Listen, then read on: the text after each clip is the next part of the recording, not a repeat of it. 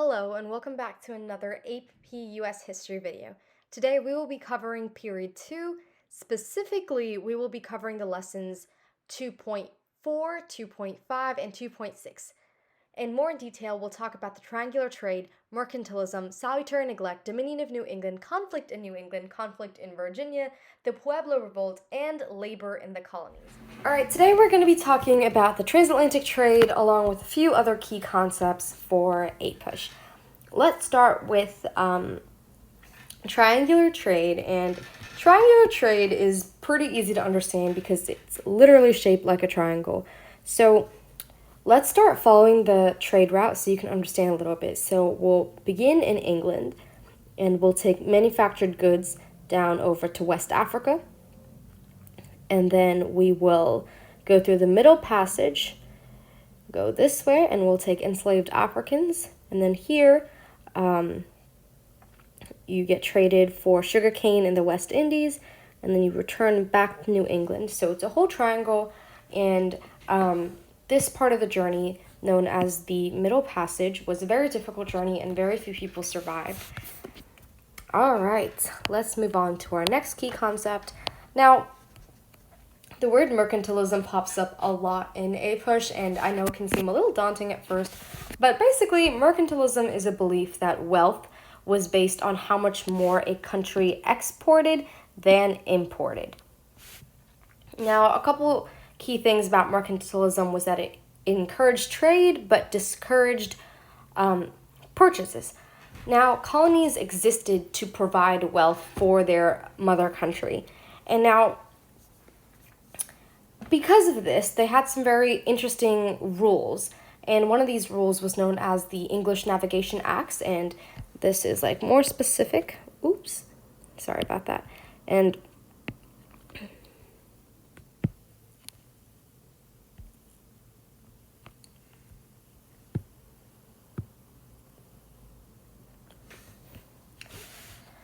now these rules are a bit more specific, but a few key things you need to know was that trade must only be done on English ships, and all imported goods had to pass through England. Goods can only be exported to England. And this is the relationship that they had with the colonies. So these English Navigation Acts were actually rules for the colonies. Now, if you can tell, it places Europe at a significant place of power.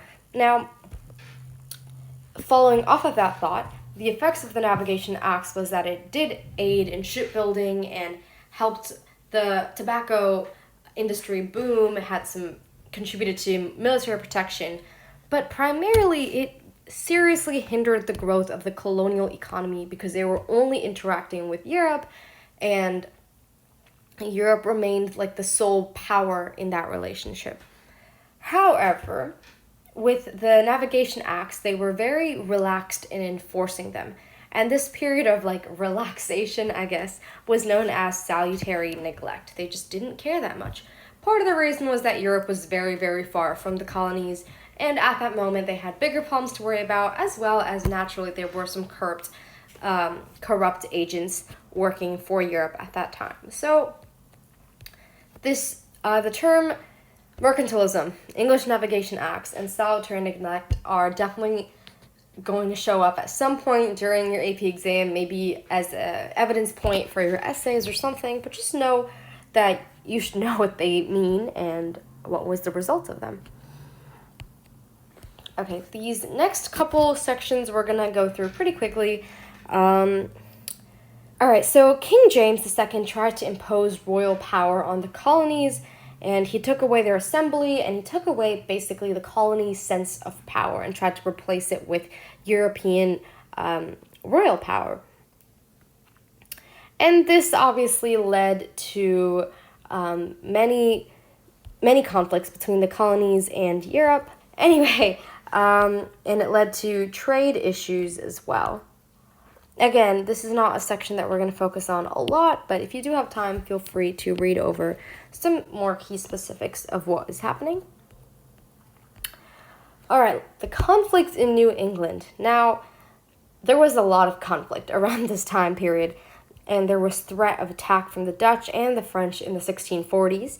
And specifically in 1643, 4 New England colonies formed a military alliance. This was one of the first of its kind in the colonies, and this was known as the New England Confederation.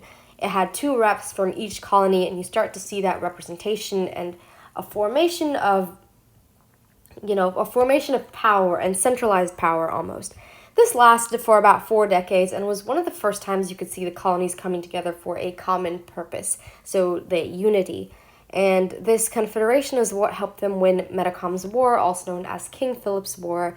And specifically, the war was the colonies versus the Native Americans, and the colonies did end up winning, largely due to this military alliance known as the New England Confederation. Alright, I know that was a lot, but we just have a couple more sections to go. I know this is a lot of words, but please bear with me. So, moving on from conflict in New England, we'll move down a little bit more to conflict in Virginia. Now, this man, Nathaniel Bacon, is somebody you should know. Definitely is going to show up in your exam at some point. Definitely something you can use as outside evidence. So Sir Berkeley, who is the royal governor of Virginia, he didn't really protect farmers from Native American attacks, and there wasn't a lot of rules or laws to protect farmers as they worked. And so Nathaniel Bacon, who at the time was a farmer, organized a rebellion, got a bunch of his friends, fellow farmers together, and it was a big deal. So they ended up burning Jamestown, and they defeated government forces, and it was a really big clash between both the government and the Native Americans. And although Bacon did end up dying in this this rebellion, known as Bacon's Rebellion, did highlight a few key problems. One, it highlighted the contrast between the wealthy and the poor, conflict between the settlers and Native Americans, and a general resistance to royal colonies. Now, these 3 kind of sentiments would grow and eventually manifest into many different types of conflict in the upcoming years. All right, so we look at the conflict in New England, conflict in Virginia, and then we'll talk a little bit more about conflict specifically with the Pueblo Revolt. Now, the Pueblo Revolt, again, something that is likely to show up on the AP exam in some way. So essentially what this revolt was about was that Spanish missionaries used to use extremely harsh and programs to convert Native Americans into Christians forcefully. And eventually this led to the Pueblo Revolt, and many tribes united against the Spanish colonies and revolted. And actually, the results of this was a little bit different from previous conflicts. So, post-Pueblo Revolt, Spanish missionaries ruled less harshly and increased stability. And this is not something you see very common where they rule less harshly, but it did end up kind of working towards their favor. All right, we have just a tiny bit more to talk about. We'll talk a little bit more about labor. Talked a lot about conflict. We'll switch over and talk about labor now. So there was a massive demand for labor during the time. For example, in Maryland and Virginia, they needed labor to accommodate their tobacco boom. Tobacco was one of the primary cash crops, so they needed a lot of manual labor to keep making money. This labor came in one of 2 forms. One was indentured servants who essentially had a contract, and they were granted passage to America from Europe in exchange for labor. Their contract signified a certain amount of time, and masters had full control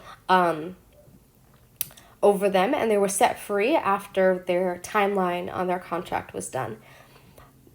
Another little subpoint with this was that there was the head right system, which was promised land for labor. This did not always happen, but it is something that came up. Definitely no indentured servitude, though. And the second form of labor was slavery. In the 18th century, slave labor was the primary form of labor in the colonies and in other parts of the world. And it's important to understand how the geography of the colonies impacted which colonies had the most enslaved Africans and which had the least. So they were fewest in the New England colonies, partially because here they had a lot of subsistence farming. It was smaller farms, kind of close-knit almost. However, they were most populous in the southern colonies because they had the huge plantations of like tobacco and so on and so forth, which needed labor. Similarly, with a similar concept, the highest number went to the West Indies for sugar plantations. So as you can see, places that had a lot of agriculture needed a lot of labor, and that labor came in one of these two forms. Talking a little bit more about slavery in the British colonies. So because of this boom in like the agricultural industry, there was an increased demand for enslaved Africans. Now, the couple reasons for this demand was that there was reduced migration. There were less people coming from Europe to America, and therefore that source of labor just really dwindled down. Second, they were a dependable workforce as they were fully under the control of their masters. And due to the triangular trade, this was an extremely low-cost labor method. And these three reasons combined is what led to the high demand of enslaved Africans. Now, due to this boom, there was slave laws that were implemented. And it is important for you to know these terms to understand the concepts behind them.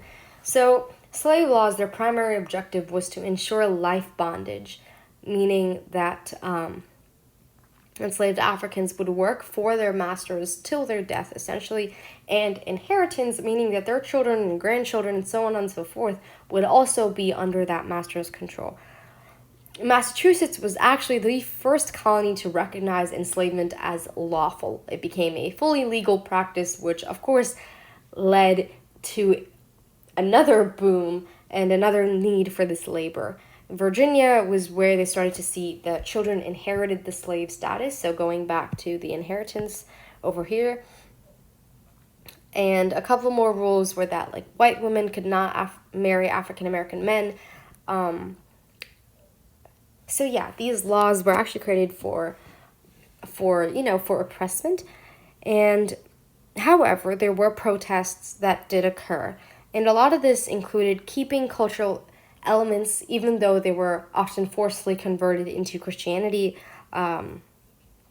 Slave owners would often break up families to have greater control over them, and their history and culture was passed down through songs and storytellings, and a few other forms of protests included like hunger strikes, refusing to work, and running away. And oftentimes these protests resulted in